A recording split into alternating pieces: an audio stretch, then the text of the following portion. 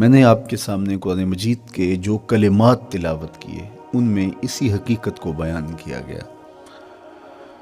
لا اقسم بہذا البلد، آغاز ہوا شہر مکہ کی قسم سے، قسم ہے مجھے اس شہر کی، پھر وجہ قسم بھی بیان کی، وَأَنْتَ حِلٌّ بِهَذَا الْبَلَدِ، مجھے اس شہر کی قسم اس لیے کہ محبوب اس شہر میں تو جو بستا ہے، تیرا بسیرا ہے اس شہر میں، اس شہر کی گلیوں نے تیرے قدم چومے ہیں اور تیرے انفاس کی مہک اس کی فضاؤں میں بسی ہے، اس لیے مجھے قسم کہ یہاں تم رہتے ہو۔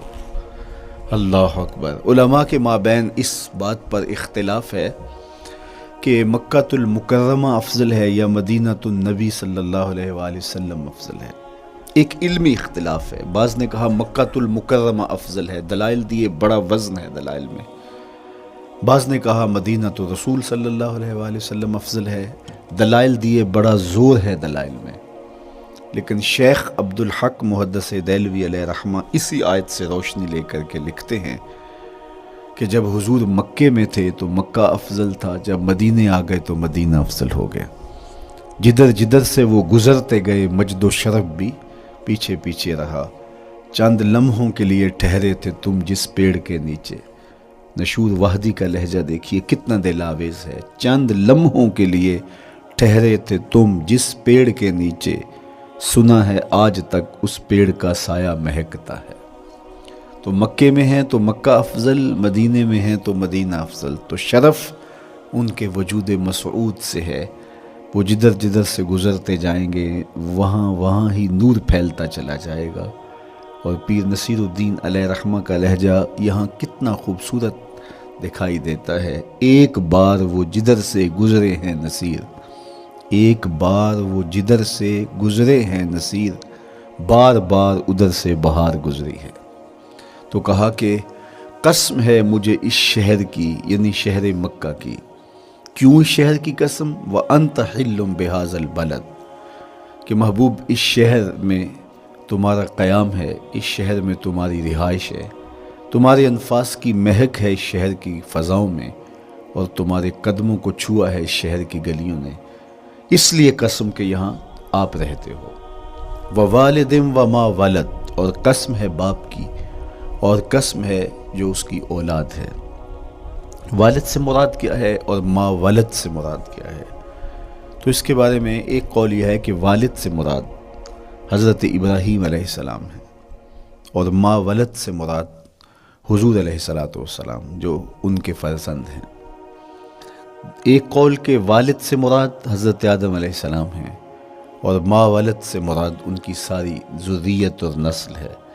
تیسرا قول کہ والد سے مراد حضور علیہ السلام ہیں، اور ما ولد سے مراد حضور علیہ السلام کی ساری امت، حضور علیہ السلام کی ساری آل اطرت، حضور کے اصحاب۔ لیکن علماء نے پہلے قول کو ترجیح دی کہ مکہ المکرمہ کی قسم کی گئی تو پھر مناسبت بنتی ہے کہ حضرت ابراہیم کا ذکر بھی ہو، تو اس لیے والد سے مراد حضرت ابراہیم ہیں، اور ما ولد سے مراد حضور علیہ السلام کی ذات ستودہ صفات ہے۔ تو تین چیزیں ہوئیں جن کی قسم کی گئی۔ سب سے پہلے شہر مکہ کی قسم کی گئی، پھر حضرت ابراہیم علیہ السلام کی قسم کی گئی، اس کے بعد حضور علیہ السلام کے مبارک وجود کی قسم کی گئی۔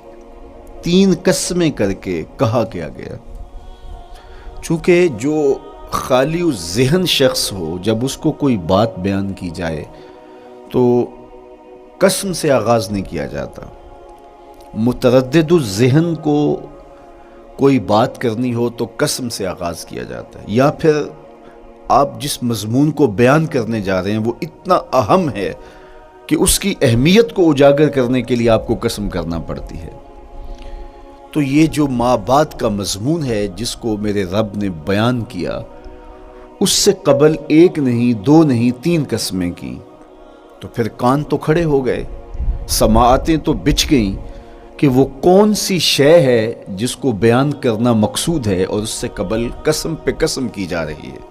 قسم محبوب شہر مکہ کی، قسم محبوب تیرے والد بزرگوار حضرت ابراہیم علیہ السلام کی، اور قسم تیرے پاکیزہ وجود کی۔ اب انسان بالکل سماعتیں بچھا کے منتظر ہے کہ قسم کی کس بات کی جا رہی ہے، کس بات پہ قسمیں ہو رہی ہیں۔ تو جواب آیا، قسم محبوب شہر مکہ کی جس میں آپ رہتے ہو، قسم آپ کے والد بزرگوار حضرت ابراہیم علیہ السلام کی، اور قسم آپ کے پاکیزہ وجود کی، لقد خلقنا الانسان فی کبد، ہم نے انسان کو مشقتوں میں رہتا پیدا کیا ہے۔ یعنی انسان کی زندگی کے اندر مشقتیں، مشکلیں، آلام، مصائب، حالات کی تلخیاں، سخت مراحل، یہ اس کی زندگی کا حصہ ہے، اور ہم نے اس کو ڈیزائن اس طرح کیا ہے کہ یہ ان ساری مشکلات سے نہ بردآزما ہوگا اور حالات کی تلخیوں کا مقابلہ کرے گا، اور خیر و شر کے ساتھ ساری زندگی اس کا تعلق رہے گا۔ تو یہ اگر سخت جان ہوا تو زندگی میں کامیاب اور بامراد ہوا، اور اگر یہ کمزور ہوا تو پیچھے رہ جائے گا۔ اور اس کے لیے جو قسمیں کی ہیں وہ 3 ہیں۔ قسم کا اور جواب قسم کا تعلق ہوتا ہے، یعنی جس پہ قسم کی جا رہی ہے تو جو قسم کی جا رہی ہے اس کا کوئی آپس میں تعلق ہوگا۔ جب پھولوں کا ذکر کریں گے تو پھر اس کے متعلقات ہی بعد میں بیان کریں گے۔ کسی نے کہا تھا جنگل میں کوئی مے خار مرا ہے، جنگل میں کوئی مے خار مرا ہے، اسے انگور کے پتوں کا کفن دو۔ میاں جنگل میں مرنے والے شخص کو کسی اور درخت کے پتوں کا بھی تو کفن دیا جا سکتا ہے، لیکن صاحب مرنے والا مے خار ہے، اور شراب کشید کی جاتی ہے انگور سے، تو اس کو تو ٹھنڈ تب بھی پڑے گی کہ انگور کے پتوں کا کفن دیا جائے۔ تو مناسبات ہوتی ہیں۔ تو اب جب قسم کی گئی تو قسم 3 چیزوں کی گئی، اور اس کی جواب قسم سے مناسبت کیا بنتی تھی؟ انسان کو مشقتوں میں رہتا پیدا کیا گیا، حالات کی تلخیوں سے گزرتا ہے، سخت تربیتی مراحل سے اس کو گزرنا پڑتا ہے۔ تو اس چیز کو بیان کرنے سے قبل 3 قسمیں کی گئی۔ پہلی قسم میرے حضور کے پاکیزہ شہر کی، مکہ المکرمہ کی، اس لیے کہ مکہ المکرمہ میں دیکھ لیجئے کہ صحابہ اور حضور کے ماننے والوں نے کیسے تلخ زندگی کاٹی۔ شجر اسلام ثمر بار ہوا تو ہمیں تو یہ کھلے ہوئے پھول دکھائی دیتے ہیں، لیکن ہم نہیں بھول سکتے کہ بلال حبشی کی پیٹھ پہ کیسے کوڑے برسے اور احد احد کیسے پکارتے رہے۔ تو ہم اس منظر کو دیکھیں، مکہ کے ان حالات کو دیکھیں، تو اس لیے قسم کی مکے کی، اور پھر حضرت ابراہیم علیہ السلام کی قسم کی، چونکہ حضرت ابراہیم نے جس قدر اذیتوں سے گزر کر کے، مصائب آلام کا سامنا کر کے، حالات کی تلخیوں کا مقابلہ کر کے اپنا راستہ بنایا اور اپنے رب کی رضا پائی، وہ تاریخ کا ایک انوکھا باب ہے۔ اس سے بڑھ کر کیا ہوگا کہ جلتی ہوئی آگ میں چھلانگ لگا دی رب کے حکم کی تعمیل میں، بیٹے کی گردن پہ چھری رکھ دی۔ یہ تماشائے لب بام نہیں تھا، منا کی وادی میں وہ انوکھا واقعہ رقم ہوا کہ آج بھی تاریخ انگشت بدندہ ہے کیا ایک باپ، اور وہ اس بیٹے کو ذبح کرنے کے لیے آمادہ ہو گیا جو اس کی آنکھوں کا نور ہے اور دل کا قرار ہے، رب سے مانگ کے لیا، لیکن تعمیل ارشاد میں اس بیٹے کی گردن پہ چھری رکھنے کے لیے باپ تیار ہو جاتا ہے اور اس کو ذبح کرنے کے لیے آمادہ ہو جاتا ہے، حتیٰ کہ بیٹے کو لٹا لیتا ہے اور ہاتھ میں چھری پکڑ کے بیٹے کی گردن پہ رکھ کے پوری ہمت کے ساتھ جب چھری چلاتا ہے تو آواز آتی ہے فلما اسلما وتلہ للجبین ونادیناہ ان یا ابراہیم قد صدقت الرؤیا انا کذالک نجزی المحسنین۔ ابراہیم بس کرو، تم نے واقعی خواب پورا کر دکھایا۔ اپنی بیوی کو، اپنے نومولود بچے کو وادی غیر ذی زرع میں چھوڑ آنا، جہاں کچھ بھی میسر نہیں تھا، یہاں آپ کو آپ کے ماں باپ چھوڑ کے جاتے ہیں، ایک خوبصورت آسودہ ماحول ہے، اور آپ کو جس مقصد کے لیے چھوڑ کے جا رہے ہیں تو وہ مقصد بھی آپ کے اور ان کے پیش نظر ہے، لیکن اس کے باوجود بھی جو ہے وہ آنکھیں نم ہو جاتی ہوں گی کہ ہم اپنی اولاد کو یہاں چھوڑ کے جا رہے ہیں، جبکہ ایک محفوظ پناہ گاہ میں آپ کو چھوڑ کے گئے۔ آپ کی تربیت کرنے والا ایک جو ہے وہ توانا طبقہ اور ایک توانا جو ہے وہ سٹاف موجود ہے جو آپ کی فکری، ذہنی، بدنی تربیت کے لیے کوشاں ہیں، لیکن اس کے باوجود بھی والدین محسوس کرتے ہیں، لیکن اپنے نو مولود بچے کو وہاں چھوڑ کے جانا جہاں آب و دانہ بھی میسر نہیں تھا۔ مورخ اسلام فی جلندری نے اس وادی کا نقشہ کھینچتے ہوئے کہا، وہ وادی جس میں وحشت بھی قدم رکھتی تھی ڈر ڈر کے، جہاں پھرتے تھے آوارہ تھپیڑے بادے سر سر کے، جہاں پر گھاس اگتی تھی، جہاں نہ پھول کھلتے تھے، مگر وہ سرزمیں تھی آسماں بھی جھک کے ملتے تھے۔ تو اس وادی میں چھوڑ کے آنا، حضرت ابراہیم نے جو امتحانات دیے، اس لیے ان کی قسم کی، چونکہ جواب قسم کا تعلق بنتا ہے، تو قسم ابراہیم کے پاکیزہ وجود کی کہ جنہوں نے دکھ سہے، تکالیف آلام گوارا کی، لیکن پائے ثبات میں لغزش نہیں آنے دی۔ تیسری قسم میرے حضور کے پاکیزہ وجود کی فرمایا جتنے دکھ مجھے دیے گئے، جتنی اذیتیں مجھے پہنچائی گئیں، اتنی کسی کو نہیں دی گئیں۔ پیدا ہوئے تو حضور کے باپ کا سایہ سر پہ نہیں تھا، پھر اس کے بعد حضور مختلف مراحل سے گزرے۔ 6 سال کی عمر میں ماں کا انتقال ہو گیا۔ جب راہ حق میں لوگوں کو دعوت رشد و ہدایت دینے نکلے تو جو لوگوں کے رویے تھے اور جو اذیتیں لوگوں نے پہنچائیں وہ ایک الگ باب ہے۔ مکے کی گلیوں سے لے کے طائف کے بازاروں تک جن اذیتوں سے میرے حضور گزرے، ام المومنین سیدہ عائشہ رضی اللہ تعالیٰ عنہ فرماتی ہیں، ایک دن حضور کی بارگاہ میں حاضری تھی تو ہم نے عرض کیا، حضور کیا احد کے دن سے سخت دن بھی زندگی میں کبھی گزرا ہے؟ صحابہ کی نظر میں اس دن سے سخت دن کبھی زندگی میں نہیں آیا، اس لیے کہ جب 70 صحابہ کی لاشیں پڑی تھیں، حضور کے چچا حضرت امیر حمزہ شہید کر دیے گئے، اور نہ صرف انہیں شہید کیا گیا، ان کا مسئلہ کیا گیا، اعضائے بدنیاں کاٹ دیے گئے، ناک کاٹ لی گئی، زبان کاٹ لی گئی، بدن چیر کے کلیجہ نکالا گیا، اور پھر ان اعضاء کا ہار پرویا گیا، اور ہندا نے گلے میں ڈال کے رقص کیا، آنکھوں میں نیزے چبھوئے گئے۔ تو یہ دردناک دن تھا۔ تو حضور کے سر انور پہ سفید رنگ کی پٹی بندھی تھی اور چشمان رحمت میں آنسو تھے، اور بار بار فرماتے تھے، ما فعل امی، میرے چچا کی کہانی سناؤ۔ تو یہ دردناک دن تھا جو صحابہ نے اپنی آنکھوں سے دیکھا۔ تو انہوں نے کہا، حضور کیا احد کے دن سے سخت دن بھی کبھی زندگی میں آیا؟ ان کا خیال تھا کہ حضور فرمائیں گے ہاں یہ میرا زندگی کا مشکل ترین اور سخت ترین دن تھا، لیکن حضور نے فرمایا، ہاں عائشہ، جب طائف کے بازاروں میں تیری قوم نے مجھے پتھر مارے تو یہ دن احد کے دن سے بھی سخت تھا۔ حضور ان کے 3 سرداروں کے پاس پیغام حق لے کے گئے، لیکن انہوں نے آگے سے جو رویہ اختیار کیا وہ اتنا اذیت ناک تھا۔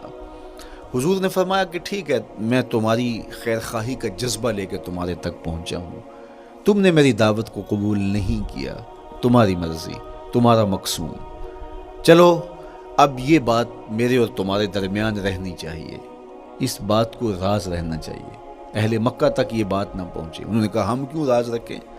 بلکہ اوباشوں کے ہاتھ میں پتھر دے دیے، اور حضور جب واپس ہونے لگے تو وہ حضور کے پاؤں پہ سنگسنی کرتے، حضور اپنا ایک پاؤں اٹھاتے تو دوسرے پاؤں پہ مارتے، شدت درد اور احساس کرب سے حضور بیٹھ جاتے تو ان کے غنڈے دائیں بائیں سے بڑھتے اور کندھوں سے پکڑ کے حضور کو اٹھاتے اور مشق سنگسنی کرتے۔ نالین خون سے بھر گئے، لخت لخت زخمی ہوا۔ اللہ اکبر، کیا دردناک لمحے تھے، کیا تکلیف بھری گھڑیاں تھی۔ تو کہا کہ جب طائف کے بازاروں میں تیری قوم نے مجھے پتھر مارے تو یہ دن احد کے دن سے بھی سخت تھا۔ اچھا، جب حضور پر اس طرح آلام و مصائب ٹوٹ پڑے تو حضور کے ساتھ جو صحابہ تھے انہوں نے کہا، حضور ان کے لیے بد دعا کر دیجئے۔ تو میرے حضور بولے، میں رحمت بن کے آیا ہوں، میں رحمت بن کے آیا ہوں۔ اللہ اکبر، ان کا تقاضا پہم بڑا تو حضور کے ہاتھ اٹھ گئے، اور پھر حضور نے جو کہا سنیے، اللہم اہد قومی فإنہم لا یعقلون، اے اللہ میری قوم کو ہدایت دے دے، یہ مجھے جانتے نہیں، اگر جانتے تو ان کا میرے ساتھ یہ رویہ نہ ہوتا۔ تو پتھروں کے جواب میں دعائیں دینا پیغمبروں کا حوصلہ ہوتا ہے۔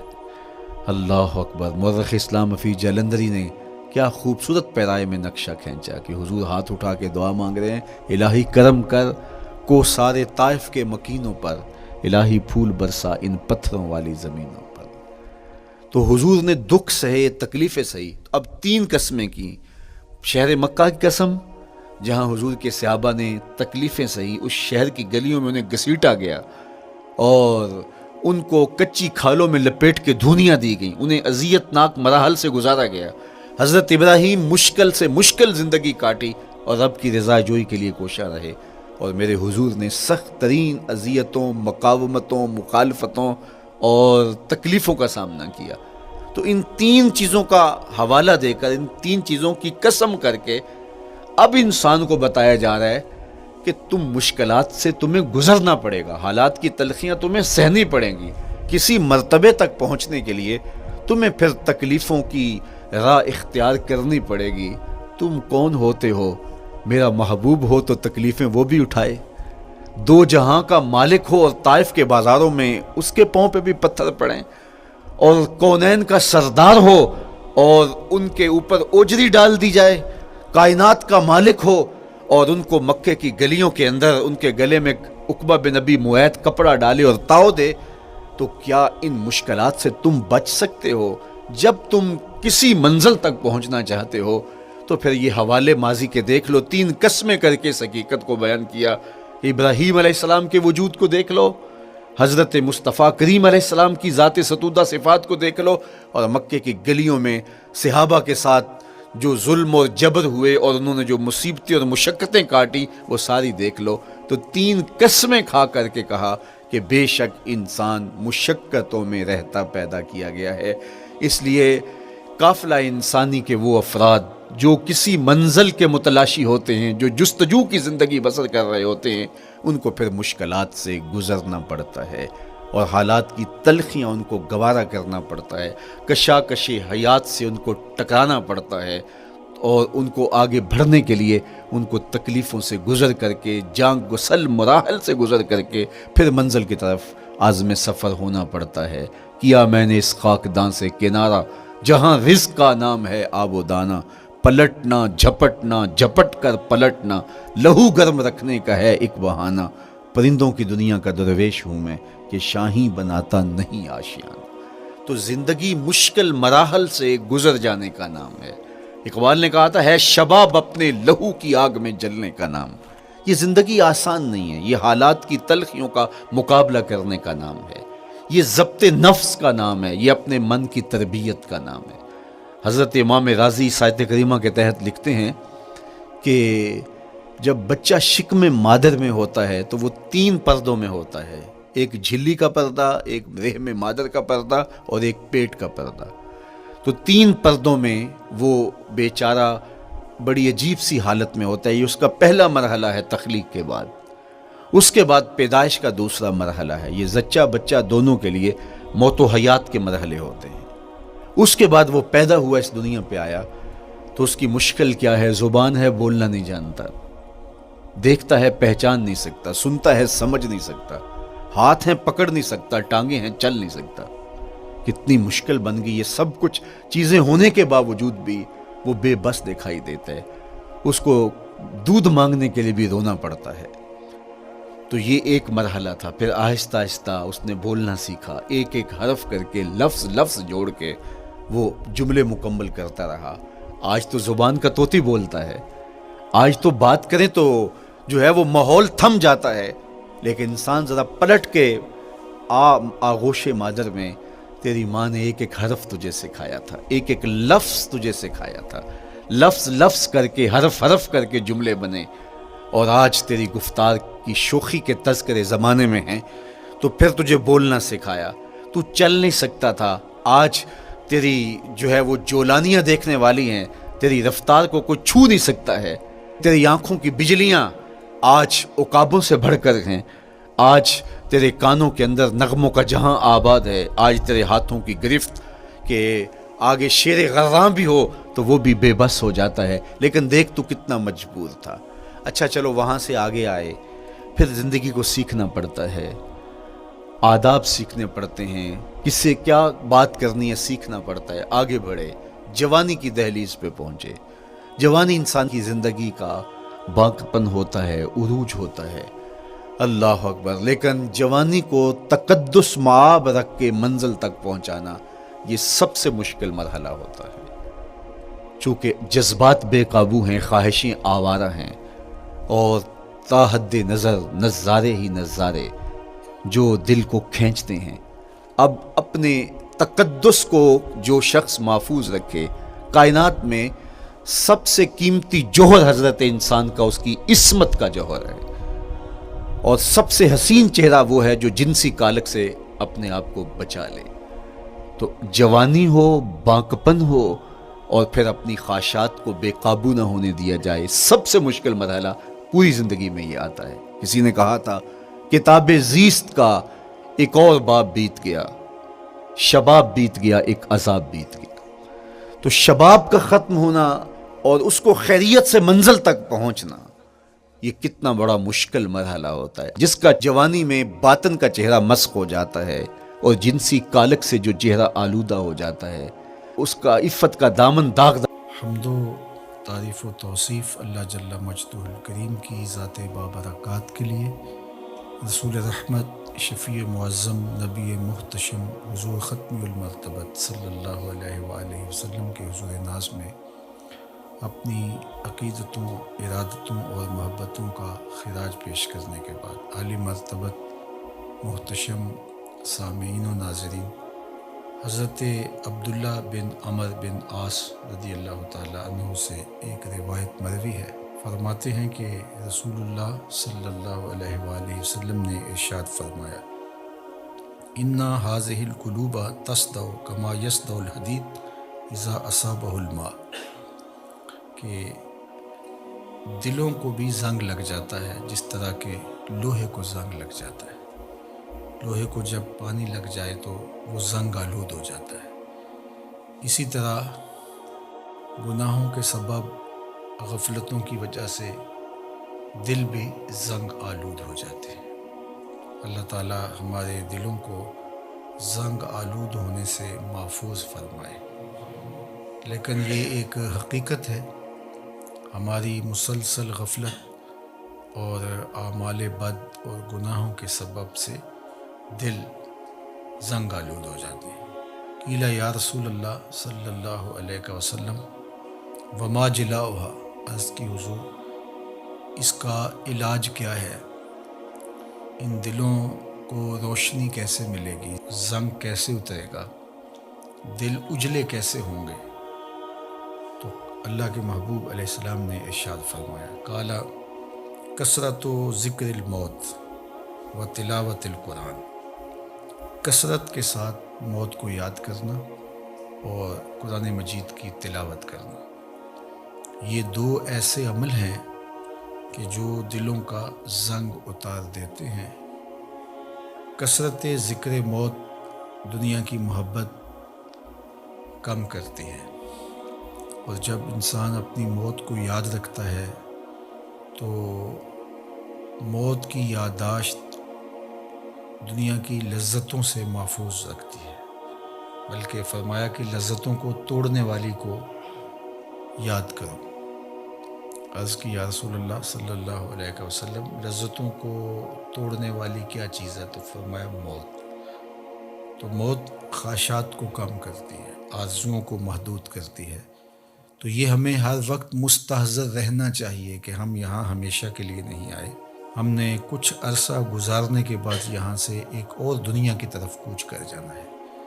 یہ جب ہمارے تصور میں رہے گا اور ہم اس سے غافل نہیں ہوں گے تو پھر کبھی بھی ہم اللہ کی نافرمانی کی طرف نہیں آئیں گے، بلکہ اچھے اعمال کی طرف ہی ہماری رغبت ہوگی۔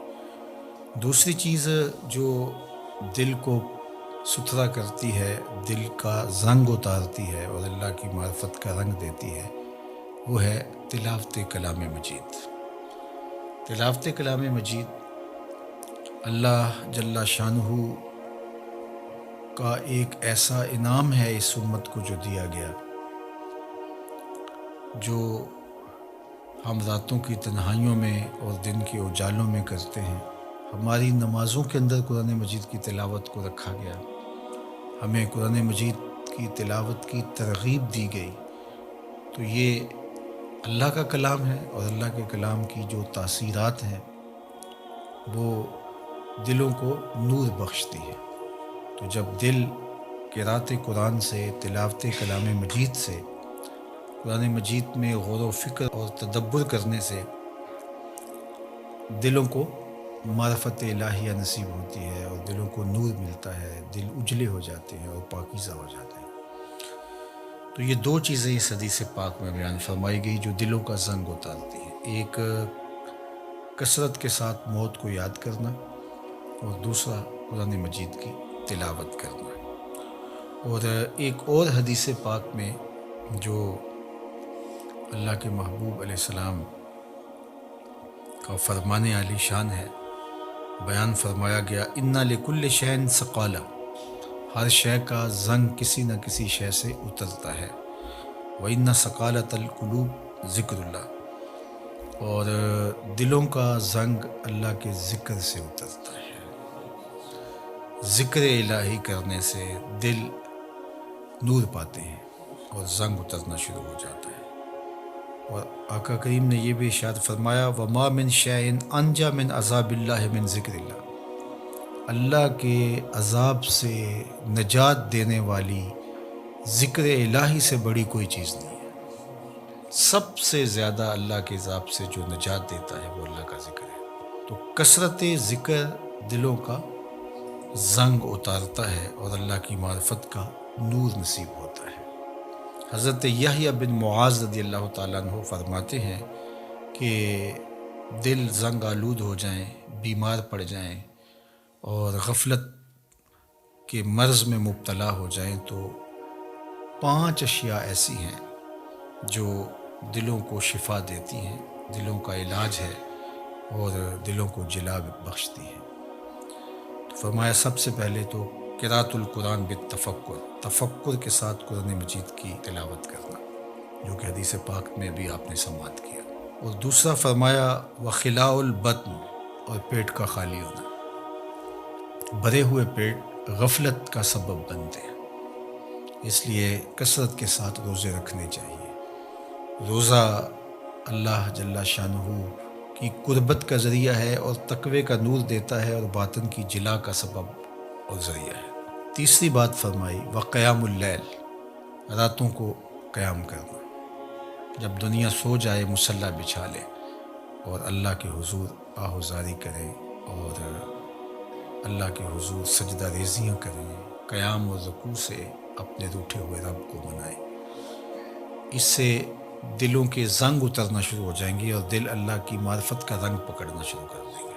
اور چوتھی چیز انہوں نے بیان فرمائی وَالتَّضَرُّعُ عِنْدَ السَّحَرِ، سحری کے وقت مصلی کے اوپر بیٹھ کے رونا۔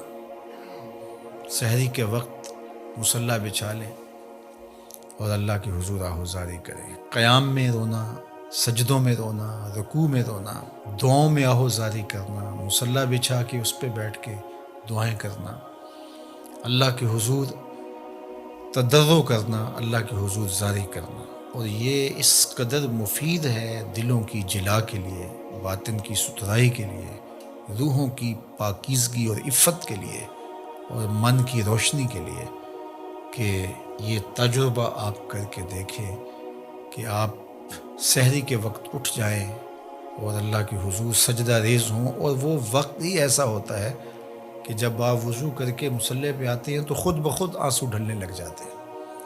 ایک درد اور کیفیت ان لمحوں کے اندر رکھی گئی ہے۔ اور پانچویں چیز جو ارشاد فرمائی گئی وَمُجَالَسَةُ الصَّالِحِينَ، نیک لوگوں کی صحبت۔ حضرت مجدد الفسانی علیہ رحمہ فرماتے ہیں کہ نیک لوگوں کی صحبت کبریت احمر کا درجہ رکھتی ہے، سرخ گندک کی طرح ہے، اور ان کی صحبت دلوں کو پاک کرتی ہے، صفائی دیتی ہے، ستھرائی دیتی ہے۔ اور آج کی تاریخ میں دنیا اس بات کو تسلیم کرتی ہے کہ جو لوگ موجود ہوتے ہیں ان کے ابدان سے کچھ شعائیں نکلتی ہیں، حتیٰ کہ کافر کے اندر سے بھی کچھ شعائیں نکلتی ہیں جو اپنے پاس بیٹھنے والوں پر اثر انداز ہوتی ہیں۔ تو اسیری لہریں نکلتی ہیں مختلف لوگوں کے وجود سے، تو اگر وہ اچھا ہوگا تو اس کے اثرات لوگوں کے اوپر مرتب ہوں گے، اور اگر وہ برا ہوگا تو اس کے اثرات برے اس کے اوپر مرتب ہوں گے۔ اور یہ ایسا تجربہ ہے کہ جو آپ کر سکتے ہیں۔ اچھے لوگوں کی صحبت میں بیٹھنا اٹھنا شروع کریں، خود بخود آپ محسوس کریں کہ ایک اندر کچھ اتر رہا ہے، نور اتر رہا ہے، روشنی اتر رہی ہے۔ اچھے لوگوں کی صحبت میں بیٹھ کر رغبت دنیا کم ہوتی ہے، رغبت آخرت بڑھ جاتی ہے، انسان اپنا محاسبہ کرنے لگ جاتا ہے، نیکی کی طرف اس کے قدم اٹھنے لگ جاتے ہیں، برائی سے رکنا شروع کر دیتا ہے۔ اور برے لوگوں کی صحبت میں بیٹھنا شروع ہوں گے تو آپ کی نمازیں چھوٹنے لگ جائیں گی، آپ کی نظر میں ناپاکیزگی آنے لگ جائے گی، آپ کی سوچوں میں آوارگی آنے لگ جائے گی، طلب دنیا بڑھنا شروع ہو جائے گی، تکبر، رونت، غرور، یہ سب کچھ اترنا شروع ہو جائے گا برے لوگوں کی صحبت سے۔ اس لیے برے لوگوں کی صحبت سے ایسے بھاگا جائے جیسے کسی موذی جانور سے بھاگا جاتا ہے۔ رومی نے تو کیا خوب کہا کہ تا توانی دور شو از یار بد، یار بد بدتر بود از مار بد۔ کہا جہاں تک ممکن ہو برے یار سے دور رہے، اور پھر فرمایا کہ برا یار برے سانپ سے بھی برا ہے۔ وہ کیوں؟ کہا کہ سانپ لڑتا ہے تو جان لیتا ہے، برا یار لڑتا ہے ایمان لیتا ہے، آخرت برباد کر دیتا ہے۔ اس لیے اچھے لوگوں کی صحبت کو تلاش کرنا چاہیے، اور اچھے لوگ مل جائیں تو ان کی صحبت کو غنیمت سمجھنا چاہیے۔ مجھے واصف علی واصف مرحوم کا ایک جملہ یاد آیا۔ انہوں نے کہا تھا جس شخص کے بارے میں تمہیں شک ہونا کہ اللہ کے قریب ہے اس کے نیڑے لگ جاؤ۔ تمہیں شک بھی پڑ جائے کہ یہ بندہ اللہ کے قریب ہے تو پھر اس کے نیڑے لگ جاؤ، اس کی غلامی اختیار کر لو، اس کی نوکری اختیار کر لو، اس کی صحبت اختیار کر لو۔ تو یہ 5 چیزیں حضرت یحییٰ بن معاذ فرماتے ہیں کہ اجڑے ہوئے دلوں کو آباد کر دیتی ہیں، بیمار دلوں کے لیے پیام شفا ہے، اور دلوں کے زنگ اتار کے اللہ کی معرفت کا رنگ دیتی ہیں۔ اور ان میں سے قراءۃ القرآن بالتفکر، دوسرا خلاء الباطن، تیسرا قیام اللیل، اور چوتھا التضرع عند السحر، اور 5واں مجالسۃ الصالحین، نیک لوگوں کی مجلس صحبت۔ میاں صاحب نے بھی کہا تھا صحبت مجلس پیر میرے دی بہتر نفل نمازوں، ہک ہک سخن شریف سونے دا کردہ ماہر مرازوں۔ اللہ اکبر۔ چونکہ ظاہر ہے جو خیر پر مشتمل بندہ ہوگا تو وہ جب بھی بیٹھے گا خیر ہی بانٹے گا۔ الاناؤ یترشع بما فیہ، برتن سے وہی ٹپکتا ہے جو برتن کے اندر ہو۔ تو کسی اچھے آدمی کی صحبت میں آپ بیٹھیں گے تو وہ خیر ہی دے گا، وہ آپ کے لیے رحمت کا سبب و ذریعہ بنے گا۔ اور برا آدمی چونکہ اس کے اندر ہی شر ہے، اس کے اندر ہی برائی ہے، تو وہ خیر دے ہی نہیں سکتا چونکہ اس کے اندر ہے ہی نہیں، تو اس کے اثرات ضرور مرتب ہوں گے۔ اور اللہ کے محبوب علیہ السلام نے اچھے جلیس اور برے جلیس کی مثال دی کہ جو اچھا جلیس ہے، فرمایا اس کی مثال عطر بیچنے والے کی ہے، یا تو وہ آپ کو تحفہ دے دے گا، جس طرح کہ عطر بیچنے والوں کی عادت ہوتی ہے کہ وہ تحفہ دیتے ہیں، یا پھر اس سے آپ خرید لیں گے، آپ کو عطر اچھا لگے گا، انسانی طبع کو خوشگوار لگتا ہے تو آپ کہیں گے کہ یہ مجھے دے دیجئے۔ اور تیسری بات فرمائی کہ اگر نہ وہ تمہیں ہدیہ کرے اور نہ تم خرید سکو تو جب تک اس کے پاس بیٹھے رہو گے خوشبو آتی رہے گی۔ اور برے جلیس کی مثال فرمائی کہ وہ بھٹی دھونکنے والے کی ہے، یا تو کوئی چنگاری اڑے گی اور تمہارے کپڑوں پہ پڑے گی اور ان کو جلا کے خاکستر کر دے گی، اور اگر ایسا نہیں ہے تو جب تک بیٹھے رہو گے تمہیں اس کی بدبو سے اور تعفن سے تکلیف پہنچتی رہے گی، اور اس کے دھوئیں سے تمہیں اذیت پہنچتی رہے گی۔